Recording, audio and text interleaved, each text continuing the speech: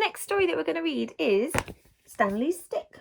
It just says on the back that Stanley's stick is ordinary, but it can be anything from a rocket to a dinosaur. Very true. Very true. A stick can be anything, can't it? Okay, let's find out what happens in Stanley's stick. Stanley, oh gosh, this first part's very hard to say, bear with me. Stanley stands on Stockport Station with his stick. Stanley always carries his stick with him.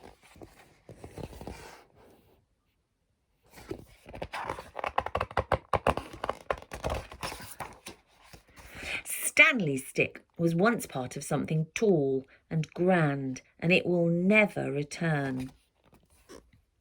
But it can still be a stick as best as it can. Stanley has a lot of stick activity, like pretending the stick is a whistle or a banana that is quite straight. You don't have to be great to be great. Like pretending the stick is a match to catch the world aflame. There is game after sticky game. Look, it's a dinosaur that isn't extinct. It's a Stickosaurus. Stanley has tried out some names for his stick, like Starry and Moon, but those names were all the wrong shape. For a while he liked Stirry, but that is better for a spoon.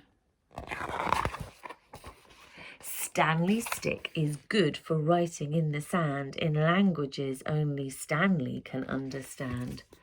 And 4 times now he's used his stick to pick up slugs from pathways, platforms and pavements, thus saving them from a fate worse than feet.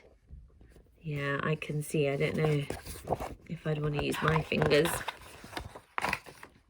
Stanley's best friend Bertie has some string, and sometimes they tie the string to the stick's end and go pretend fishing.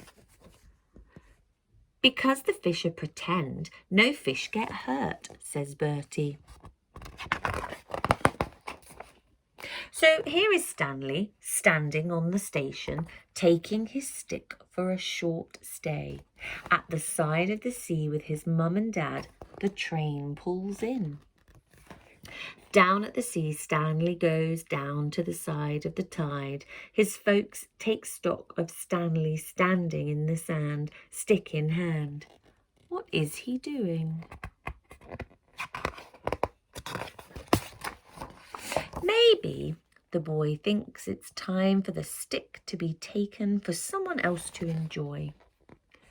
Stanley hurls his stick into the wide tide. Gosh, what a tiny splosh for something that has been so big in Stanley's days. The sea picks up the stick and tucks it into itself. Stanley is stickless.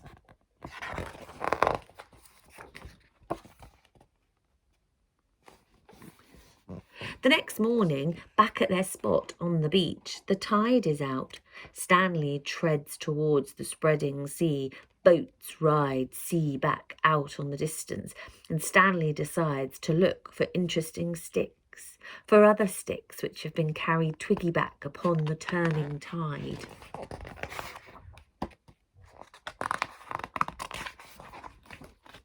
Soon he stumbles upon a stick alone upon the shore. It's quite different from the stick he had before. It's wonky.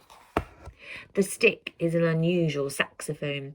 Stanley thinks of home and begins to blurt a tune for Bertie. Now Stanley stares at the sea through his stick telescope. It is wonky, and this stick Stanley knows the name of. It is called Fantastic. Can you hear fantastic? Fantastic. Stanley's Fantastic.